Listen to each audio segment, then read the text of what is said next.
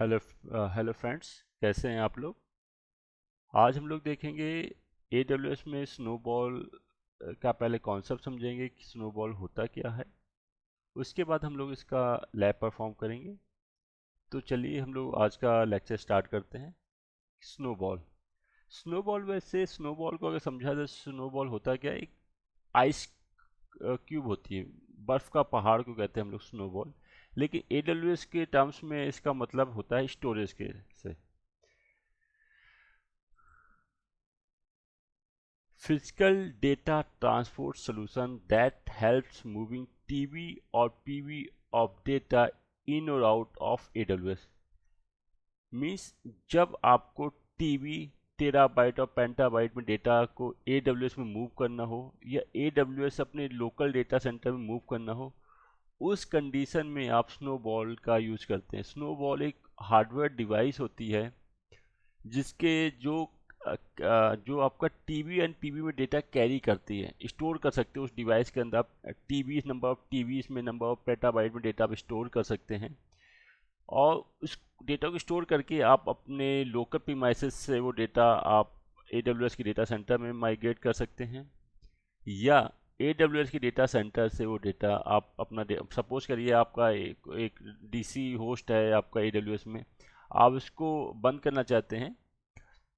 तो उस कंडीशन में आपको अपना पूरा डेटा अपने लोकल प्रीमाइसेस में चाहिए होगा, लोकल डेटा सेंटर में आपको रिक्वायरमेंट होगी उस डेटा की। तो उस कंडीशन में आप क्या करेंगे कि अगर आपका डेटा नंबर ऑफ टीबीज में है या नंबर ऑफ पीबीज में है, तो आप बाय इंटरनेट से उसको मूव नहीं कर सकते हैं। क्योंकि अगर इंटरनेट से आप मूव भी करेंगे तो पहले तो आपको इंटरनेट का चार्ज देना पड़ेगा, और नंबर ऑफ डेज इसमें लग जाएंगे। सपोज 15 डेज 20 डेज इसमें लग रहे हैं। और ऐसा नहीं है कि अगर नेटवर्क फ्लक्चुएट हुआ तो डेटा आपका मिस भी हो सकता है। तो कई इशू आ सकते हैं। तो उस इशू को रिजॉल्व करने के लिए AWS ने लॉन्च किया है स्नोबॉल। तो आप समझ गए होंगे स्नोबॉल का यूज क्या है। स्नोबॉल एक हार्डवेयर डिवाइस है।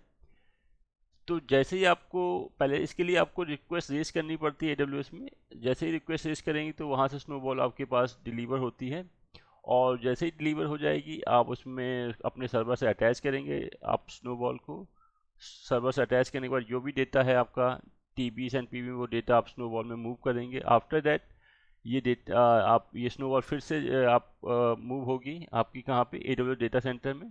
और जो ये बीच का जो प्रोसेस है, इस बीच के प्रोसेस में आपको SMS मिलता रहेगा, नोटिफिकेशन मिलता रहेगा। वाया आप SMS के थ्रू भी आपको नोटिफिकेशन मिलेगा कि आपका स्नोबॉल डिस्पैच हुई है या नहीं हुई है, डेटा मूव हो गया है, डेटा अगेन आप AWS के पास डेटा सेंटर के पास स्नोबॉल पहुंच गई है कि नहीं। तो इसके जो अपडेट हैं आपको वो आपको ईमेल के थ्रू या आपको SMS के थ्रू मिलते रहेंगे। तो आपको यहाँ तक समझ में आ गया होगा। तो बेसिकली जो ऑर्गेनाइजेशन है वो क्या करती है, मैं आपको इसमें बताना चाहूँगा कि जो डेटा होता है तो लोग जो सर्व अपने सपोज आपने लोकल डेटा सेंटर से data number of TB data move कर दिया AWS के डेटा सेंटर में। अब वो डेटा सबसे पहले S3 में लोड किया जाता है। S3 स्टोरेज में डेटा लोड किया जाएगा। अगर आप चाहते हैं कि डेटा सीधे ग्लेशियर में S3 स्टोरेज की जगह, S3 स्टैंडर्ड स्टोरेज की जगह S3 ग्लेशियर में आपका स्टोर हो जाए, तो ऐसा डायरेक्टली पॉसिबल नहीं है। आप उसमें लाइफ साइकिल लगा सकते हैं। डेटा सबसे पहले S3 स्टैंडर्ड में जाएगा, फिर उसके बाद आप लाइफ साइकिल लगा के उसको S3 ग्लेशियर में मूव करा सकते हैं। तो आगे देखते हैं हम लोग।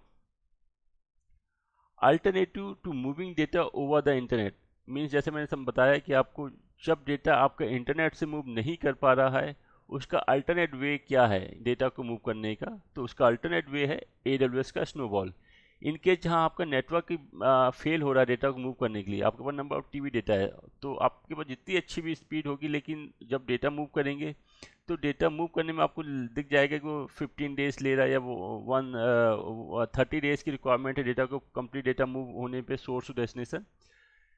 तो उस कंडीशन में आप नेटवर्क को प्रेफर नहीं करेंगे, उस समय आप प्रेफर करेंगे snowball.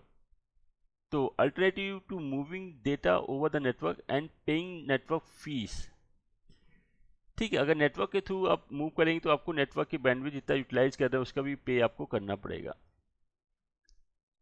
Secure, tamper resistance and use KMS 256 bit encryption means ये एक सिक्योर है, एंड टेम्परेशन, इसमें कोई टेम्पर्ड नहीं कर सकता, डेटा में कोई छेड़खानी नहीं कर सकता। आप इसमें इंक्रिप्शन लगा सकते हैं डेटा में, जब आप डेटा मूव कर रहे हैं, जब आप डेटा कॉपी कर रहे हैं अपने लोकल प्रीमाइसेस से आप स्नोबॉल डिवाइस में, या AWS से आप डेटा मूव कराना चाहते हैं, उस कंडीशन में जब आप डेटा कॉपी कर रहे हैं स्नोबॉल में, तो आप उसमें इंक्रिप्शन लगा सकते हैं KMS 256 बिट का। तो डेटा आपका सिक्योर फॉर्मेट में आपका सोर्स डेस्टिनेशन पे मूव कर सकता है और उस डेटा में कोई छेड़खानी भी नहीं हो सकती है।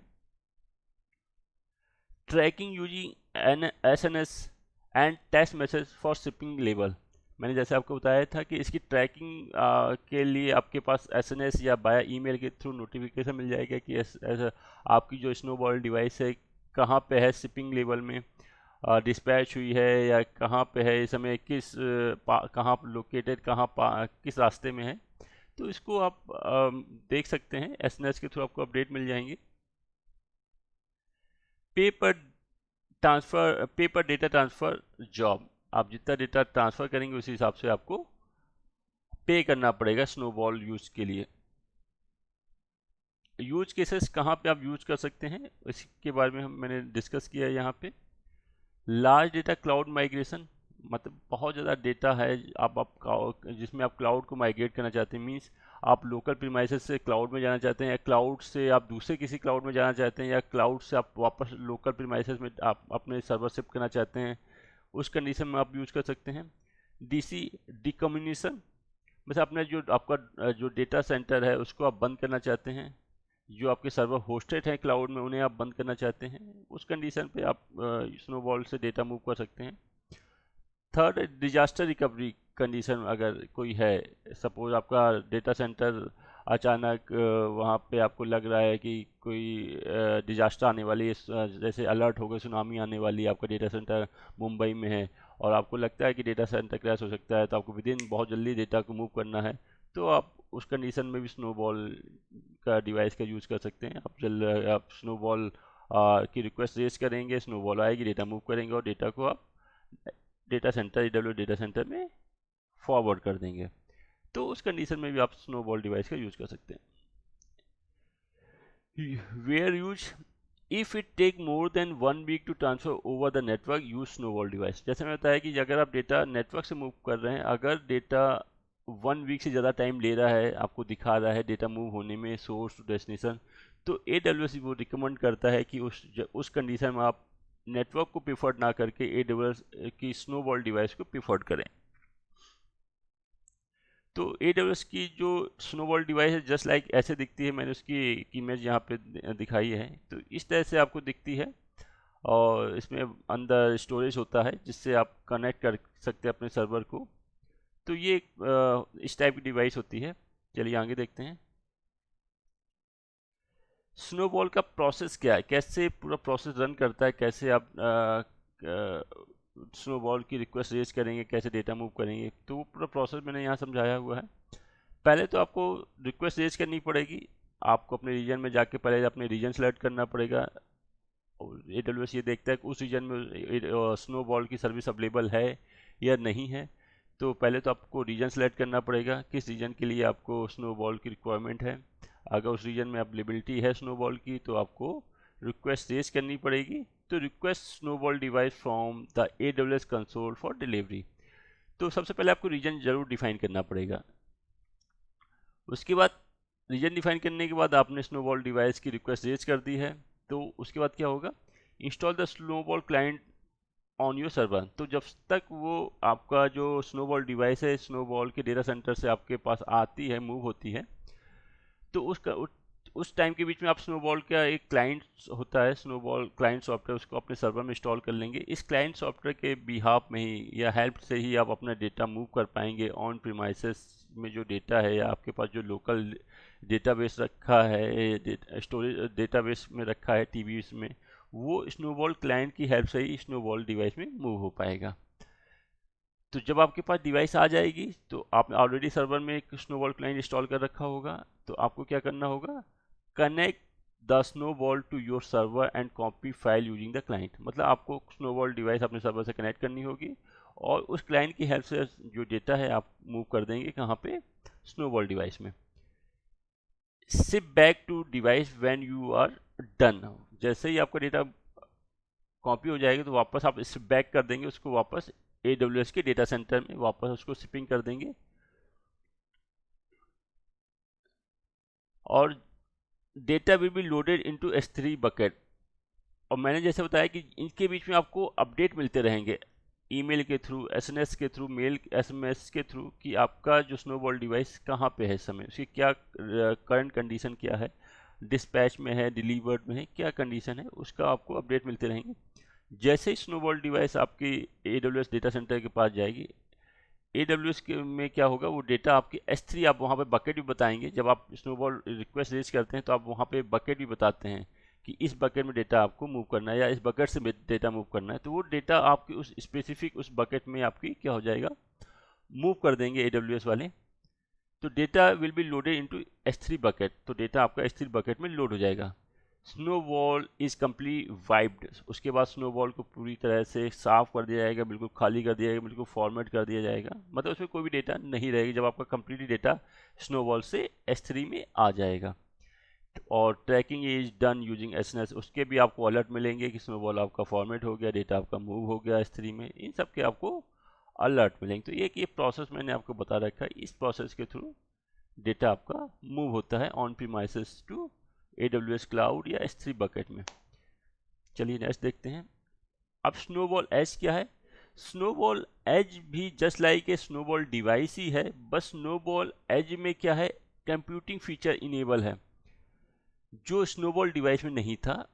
मतलब उसके अंदर कंप्यूटेशन भी है, आप CPU लगे होते हैं, आप डेटा को लैम्डा फंक्शन से डिफाइन कर सकते हैं कौन कौन डेटा चाहिए, या आप कंप्यूटेशन कर सकते हैं उसमें स्नोबॉल एज डिवाइस में। तो ये स्नोबॉल का अपडेट वर्जन है snowball edge. Snowball edge add computation capability to the device. जैसे मैं बताया कि स्नोबॉल में कंप्यूटेशन कैपेबिलिटी होती है, उसमें CPU लगे होते हैं, वो कंप्यूट कर सकता है, डेटा फास्ट कर सकता है, कौन सा डेटा स्किप करना है, कौन सा डेटा आपको कॉपी करना है, ये सारी चीज़ वो हैंडल कर सकता है। 100 TB capacity with either storage optimization 24 CPU, ये मिनिमम 100 टेराबाइट कैपेसिटी के का आता है स्नोबॉल एज। इसमें दो कैटेगरी आती है, या तो आप स्टोरेज ऑप्टिमाइज ले सकते हैं जिसमें 24 vCPU आपको मिलेंगे, या तो कंप्यूट ऑप्टिमाइज ले सकते हैं जिसमें 52 vCPU आपको मिलेंगे। सपोर्ट कस्टम लैम्डा फंक्शन, और इसमें कस्टम लैम्डा फंक्शन होता है जिसके थ्रू भी आप डेटा को मूव कर सकते हैं very easily, very quickly. Next देखते हैं स्नोबॉल मोबाइल। तो स्नोबॉल मोबाइल क्या होता है? स्नोबॉल मोबाइल जस्ट लाइक आपको बहुत ज़्यादा डेटा चाहिए होता है, मतलब EB में, अभी बात हो रही थी TB में, अब बात हो रही है EB में। तो जहाँ पे आपको एक्साबाइट, अब पेंटाबाइट डेटा की रिक्वायरमेंट होती है कि डेटा मूव करने के लिए, तो वहाँ पे आपको स्नोबॉल मोबाइल की ज़रूरत होती है। स्नोबॉल मोबाइल जस्ट लाइक एक ट्रक होगा AWS का जिसके अंदर बहुत से स्नोबॉल डिवाइस इंस्टॉल होंगे, और वो पूरा पूरा एक ट्रक आपके प्रीमाइसेस में आएगा, आपके लोकेशन पे आएगा, और उसमें आप फिर डेटा अपना मूव कर सकते हैं। तो वो ट्रक आपके वेयर हाउस में आएगा, डेटा वेयर हाउस में, और वहाँ उस डेटा वेयर हाउस में उस ट्रक में आपके बहुत सारे स्नोबॉल डिवाइस होंगे, उसको में आप डेटा मूव कर सकते हैं। तो ये उस कंडीशन में होता है जहाँ पे आपको हेक्साबाइट ऑफ डेटा मूव करना होता है।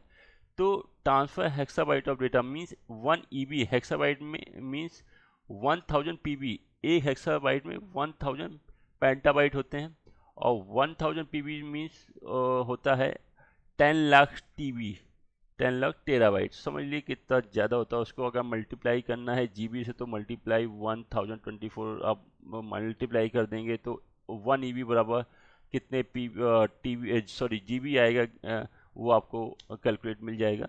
तो means 1 EB is equal to 1000 PB, and 1000 PB is equal to 10 lakh TB, and 10 lakh TB is equal to, अगर आपको GB में कैलकुलेट करना है तो मल्टीप्लाई 1000 या 1024 आप मल्टीप्लाई कर देंगे तो आपको डेटा GB मिल जाएगा। समझिए कितना बिग अमाउंट ऑफ डेटा है, जितना आप लोगों ने सोचा नहीं होगा कभी।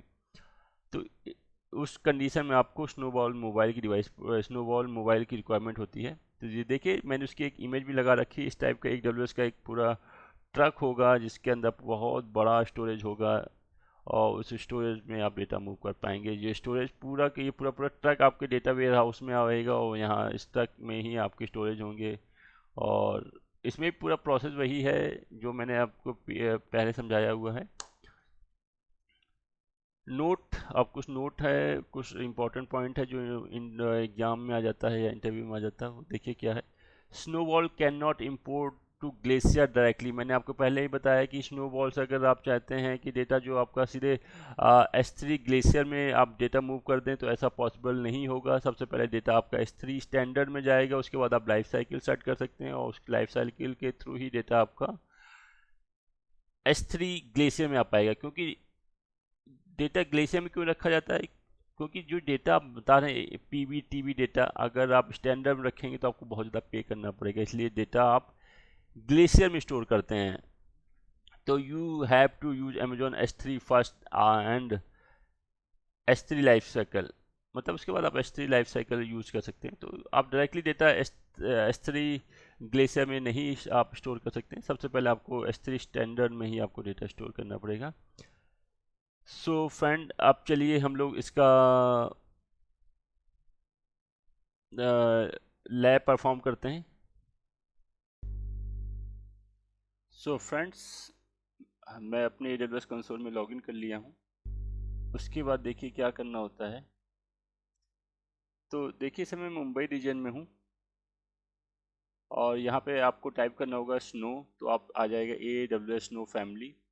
आप AWS स्नो फैमिली में क्लिक करेंगे तो देखिए AWS स्नो फैमिली आ जाएगी। यहाँ पे आपको क्रिएट जॉब, पहले जॉब क्रिएट करनी पड़ेगी। तो क्रिएट जॉब में क्लिक करेंगे, उसके बाद आपको यहाँ पे फर्स्ट सेलेक्ट है डेस्टिनेशन कंट्री, आपको कंट्री सेलेक्ट करनी पड़ेगी। अगर आप मुंबई रीजन में है तो मीन्स आप इंडिया कंट्री के लिए ऑर्डर करना चाहते हैं। अगर आप सपोज करिए नॉर्थ वर्जीनिया सेलेक्ट करते हैं रीजन, तो आप यूनाइटेड स्टेट के लिए स्नोबॉल की रिक्वायरमेंट है आपको। तो मैं यहाँ पे मुंबई रीजन ही लूँगा, तो मुंबई रीजन में क्लिक कर देता हूँ। मीन्स इंडिया कंट्री के लिए मुझे रिक्वायरमेंट है। तो यहाँ पे सर्विस अवेलेबल है स्नोबॉल की। तो यहाँ पे आपको 3 ऑप्शन मिलेंगे। इंपोर्ट इनटू अमेजोन S3, पहला ऑप्शन है इंपोर्ट इनटू अमेजोन S3। आप अपने लोकल डेटा सेंटर से डेटा मूव करना चाहते हो AWS के क्लाउड पे, और AWS क्लाउड में मीन्स अमेजोन S3 स्टोरेज में स्टोर करना चाहोगे। तो पहला ऑप्शन इसका मतलब ये होता है कि अपने लोकल प्रीमाइसेस से डेटा आप अमेजोन S3 पे मूव करना चाहते हैं, इंपोर्ट करना चाहते हैं। तो मैंने बताया था या तो आप इंपोर्ट भी कर सकते हैं, आप एक्सपोर्ट भी कर सकते हैं। तो पहले ऑप्शन का मतलब यहाँ पे सिंपल सा यही है कि आप अपने लोकल डेटा सेंटर से डेटा मूव कराना चाहते हैं। कहाँ पे? अमेजोन S3 स्टोरेज में डेटा को आप मूव करना चाहते हैं। दूसरा ऑप्शन है एक्सपोर्ट फ्रॉम अमेजोन S3। तो डेटा आप अमेजोन S3 से एक्सपोर्ट करना चाहते हैं, मतलब मीन्स डेटा आप AWS के डेटा सेंटर से आप मूव कराना चाहते हैं, अपने लोकल प्रीमाइसेस में मूव कराना चाहते हैं। तो उस कंडीशन में आप सेकंड ऑप्शन लेके चलेंगे। और थर्ड ऑप्शन है local compute and storage only. Means अगर आपको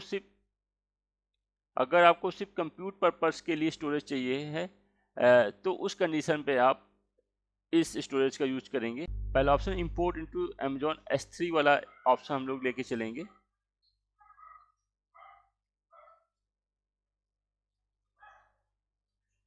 तो क्लिक नेक्स्ट। अब देखिए यहाँ पे आपको एड्रेस डिफाइन करना पड़ेगा। तो ऐड ए न्यू एड्रेस में आप लोग करेंगे और जिस एड्रेस पे आपको स्नोबॉल रिक्वायरमेंट है वो यहाँ पे मेंशन करेंगे, अपना नाम डालेंगे, कंपनी नेम डालेंगे, आप एड्रेस आप डालेंगे। मैंने अदर प्राइवेट लिमिटेड यहाँ पे मेंशन कर दिया है।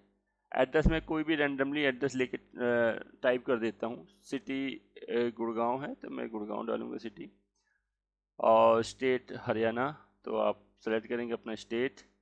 और पिन कोड आप 12200 मैंने यहाँ अपने गुड़गांव का पिन कोड डाला।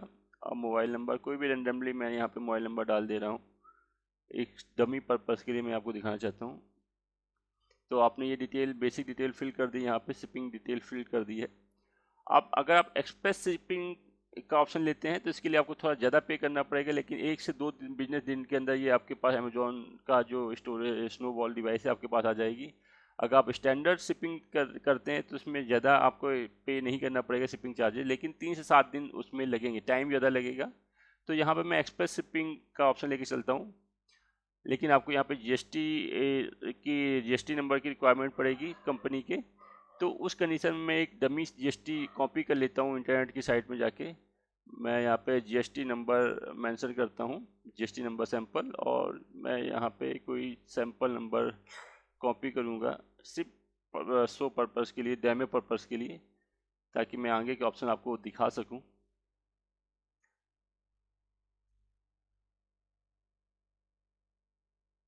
तो मैंने ये एक जीएसटी नंबर कॉपी कर लिया यहाँ से, और अब मैं इसको यहाँ पे पेस्ट कर दूंगा जाके जीएसटी में, और देखिए पेस्ट कर दिया। मैं नेक्स्ट करूँगा,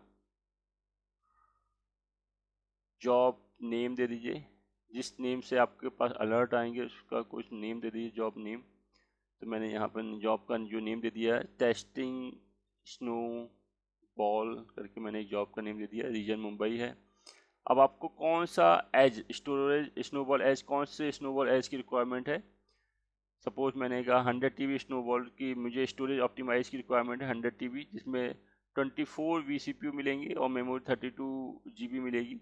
आप चाहें तो कंप्यूट ऑप्टिमाइज भी ले सकते हैं 52 vCPU के लिए, और या तो ऑप्टिमाइज भी ले सकते हैं।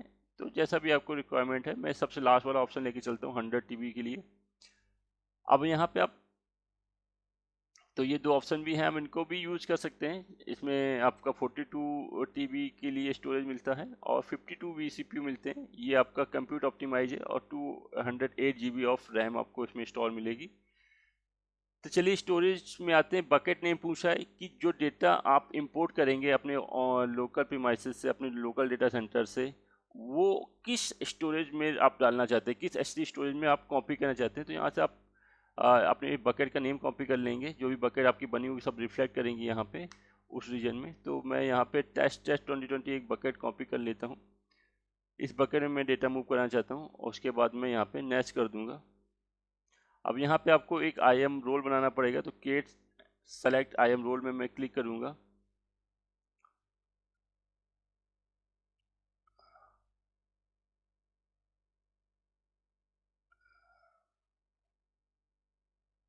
और यहाँ पे अलाउ में क्लिक करूँगा।